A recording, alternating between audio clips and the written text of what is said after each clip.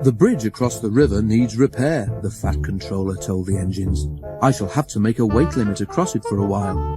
Percy and Daisy will be all right, and Toby too, but Thomas is too heavy. Thomas looked anxious. How would you like to go and help Edward? Suggested the Fat Controller. Can Annie and Clarabel come? Asked Thomas. The Fat Controller shook his head. They'll be needed here, I'm afraid, he said. Daisy can't carry all your passengers on her own. Percy promised to look after Annie and Clarabel, but they were sorry to see Thomas go.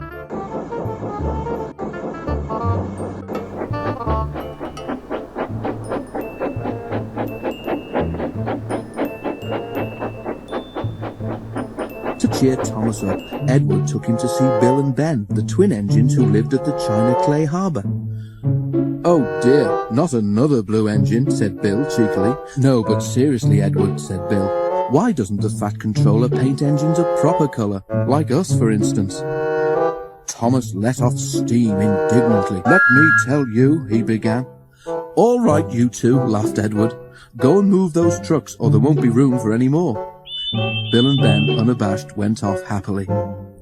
You just don't have to take them too seriously, explained Edward. Thomas smiled ruefully. I wish I knew how you deal with them, he said.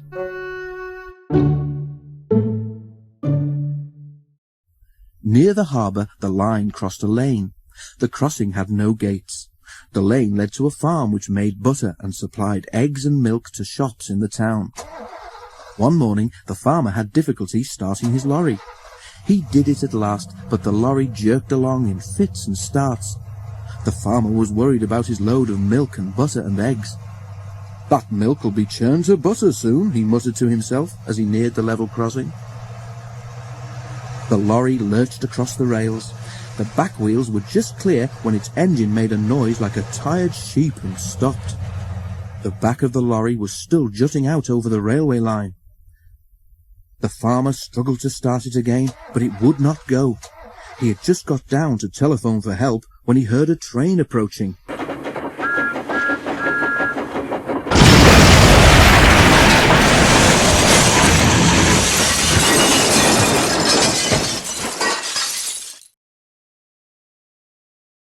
Splintered wood flew everywhere, and eggs, butter and milk were catapulted over Thomas.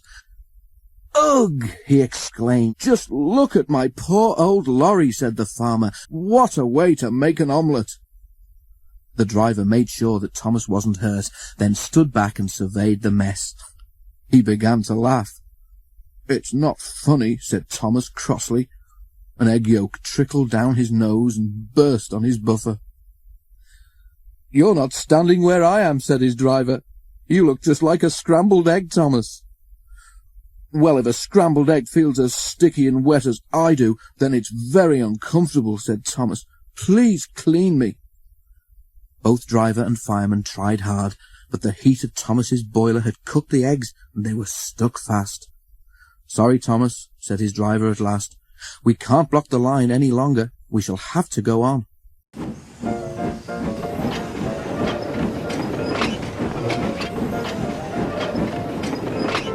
At the end of the line, Thomas was taken to Bill and Ben's yard to be cleaned.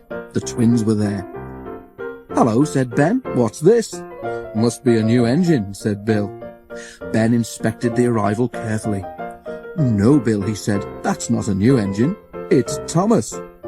But it's our colour, Ben, and Thomas doesn't think our colour is proper for an engine. They heard a grinding noise. Are your joints stiff, Bill? Asked Ben. But it wasn't Bill's joints. It was Thomas, gnashing his teeth.